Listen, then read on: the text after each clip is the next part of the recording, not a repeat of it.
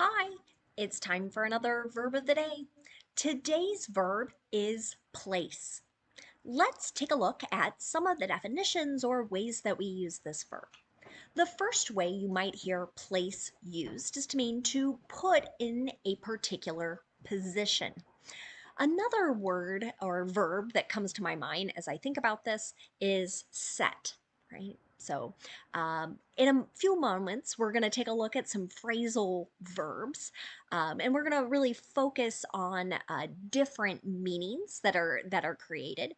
But I will note we can place something above another item. We could place something under, and any sort of directional type of preposition will work with this particular verb. A second way the verb place gets used is to mean to arrange a bet or a wager. So if you're into gambling, right, you might have seen or heard this verb be used. A third way the verb place gets used is in reference to making a phone call. So, and in fact, you many times will hear that so and so is going to place a call to this particular company, person, etc. A fourth way we can use the verb place is to mean to identify or recognize someone or something. With this particular meaning, many times we hear sort of a negative uh, use. You might see someone and think, how do I know that person? I can't place them. I can't identify or recognize how I know that particular individual. You should know that place is a regular verb. To make the progressive form, we're going to drop the E and then add ing to form placing. The past tense and participle forms of this verb have a regular ending, so we have an ed ending. Our base verb, place, ends in an S sound, and that's unvoiced. So our past tense ending is going to make a T sound. Placed, placed. Okay. Now, I've already said there are so many phrasal verbs that use place, and we're really going to focus on ones that are a little bit different than that first definition that we talked about moments ago. Again, thinking of moving something or setting something in a particular location. So, the first way you might hear place used as a phrasal verb is with place above. So, our meaning here is to put greater value on something. An example of this might be you're placing everyone's needs above your own, right? So, putting greater value on things others need versus what you need. Now, because we have so many phrasal verbs, we won't be doing individual verb tense practice today. So I'll point out that this is an example of the present progressive. So we've got our be verb and our ing form of the verb. The second phrasal verb we can discuss is place aside. This means we're saving something to be used later. An example here. Let's place aside some funds for training and development. Okay, so um, again, we're saving some money to pay for additional training at some point in the future. A third phrasal verb you might hear is place at. This means we are establishing or determining that someone was present at a certain location and time. Feel like this phrasal verb you might hear in sort of mystery stories, detective work, crime work, and related movies, TV shows, etc. So, an example here. These footprints place the suspect at the scene of the crime. Okay, so the footprints here is what is establishing or determining that the person was present at that location. This is an example of the simple present. The reason someone might use the simple present here is they are saying this is a fact. The next phrasal verb we'll look at is place before. This can be used in a way that's similar to place above. So again, we're putting greater value on something. And again, I've taken the same sentence for place above, but swapped out my preposition. But again, another present progressive sentence here, you're placing everyone's needs before your own.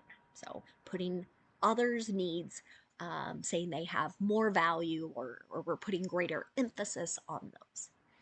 The next phrasal verb is place behind. This can have a couple different meanings. One is sort of our opposite of above or before.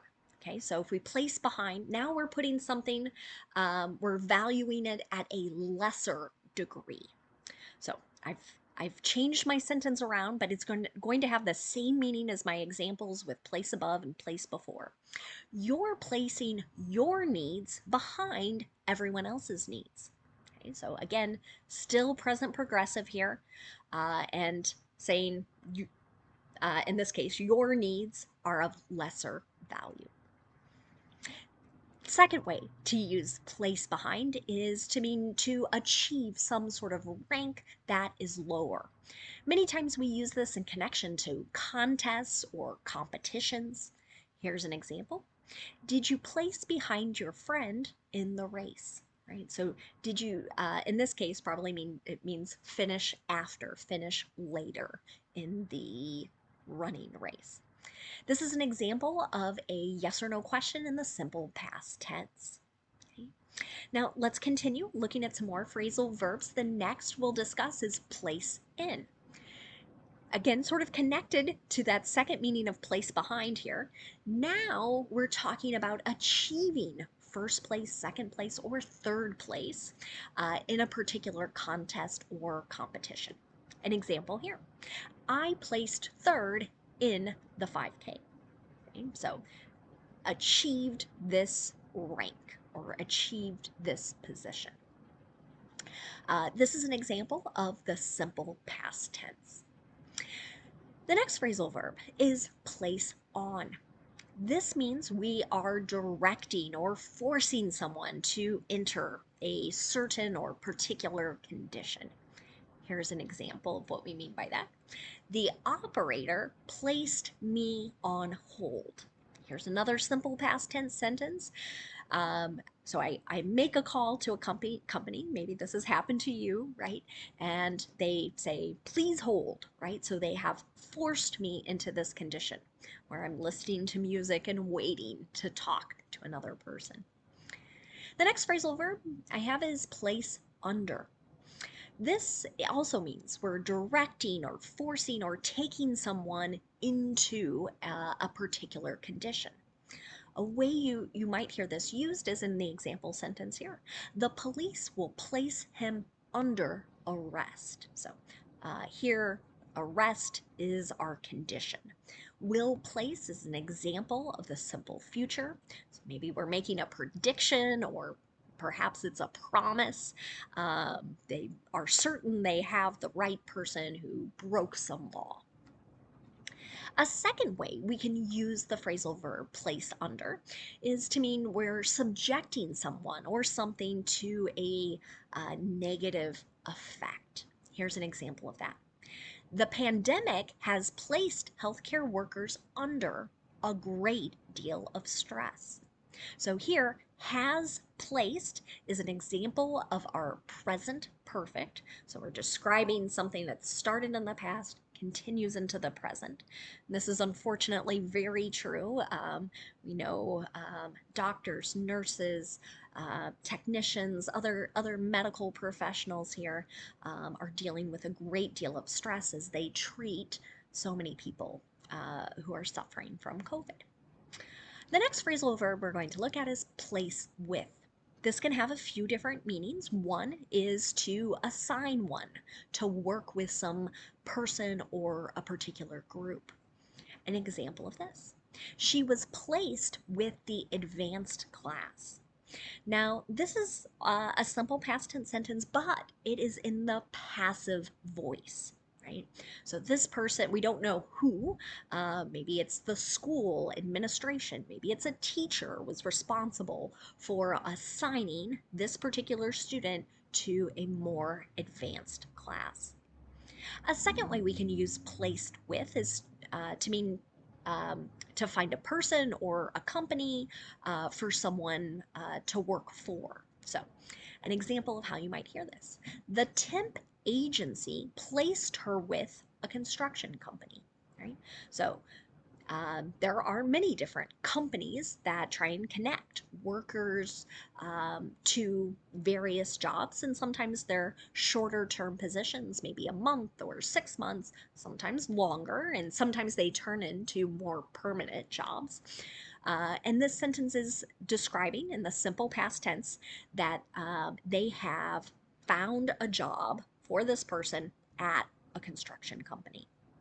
The last way we could use place with means to find a person or perhaps a group of people that are going to provide care for another person or perhaps for an animal. Let's take a look at an example here. The child was placed with a new foster family last week.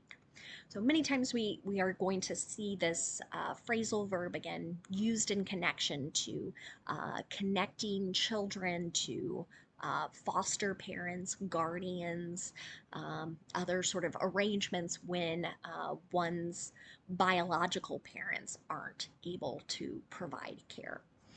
You might also, again, see this connected to animals as well. So, some people foster animals, they provide temporary homes until a permanent owner can be found. Was placed with in this sentence is also a passive voice in the simple past tense. Okay. Now, let's take a moment and look at some words that are related to our verb place. And the first word we're going to look at is just the noun form of this word. So, same spelling, same pronunciation. And like our verb place that had so many different meanings, there are a number of different ones for this noun too. I tried to pick out, I think, six that are maybe more common for you to hear or see when you're reading. The first way we can use the noun place is to refer to a particular position or a point in space. So imagine you've got friends talking about going to a particular location, right? You might say, where is this place, right? Where, how do I get there, right? So this this usage here is referring to that particular position or location. A second way you might hear place used is quite informal, but it's just a way to refer to one's home, right? So, an example of this: let's meet at my place. This would mean my house, my apartment, where I live. Hmm? A third way you might hear place used is a point in a book, a magazine article, right? Some other text that maybe that's sort of where the reader has stopped, right? So someone might be reading something and they go, "Oh no, I've lost my place," right? Where was I? Which page or which sentence? A fourth way we can use the noun place is to refer to a position that is in a sequence or a series. So again, we might think back to that, the phrasal verbs place behind, place in. So here, an example, he finished in 10th place. That's telling us the position in the sequence. Out of all the people who were in the competition or the contest, his position was 10th. The next way we can use the noun place is to refer to the position of a figure in a series. So many times we use this in decimals in connection to math. So a student might ask their teacher, what place should we round to? Should we round to the nearest tenth, the nearest hundredth, the nearest thousandth? Right? That's what we're referring to. And the last way that we're going to discuss using the noun place is to refer to some sort of right or privilege that results from someone's role or position. An example of this. Perhaps it isn't your place to challenge your manager's decision, right? So, right, manager, boss, maybe above us, and sometimes it's not appropriate. It's not our right to tell that person like you're making a bad decision or you're doing something wrong. Another related noun is placement. This is the action of putting someone or something in a particular place. An example of that in a sentence might be, let's look at the placement of the decorations, right? Let's look at where these decorations have been put. Maybe we need to move them around. The last noun we're going to look at is place setting. This refers to a complete set of dishes as well as knives, spoons, forks that are used by a single person at a meal. So, an example of this in a setting, in a question here: does their wedding registry have many place settings? So we're asking, are they asking people to buy them different dishes and bowls and cutlery? Is another way to refer to knives, forks, spoons, etc. Thanks so much for watching today's video. I hope you have a great day.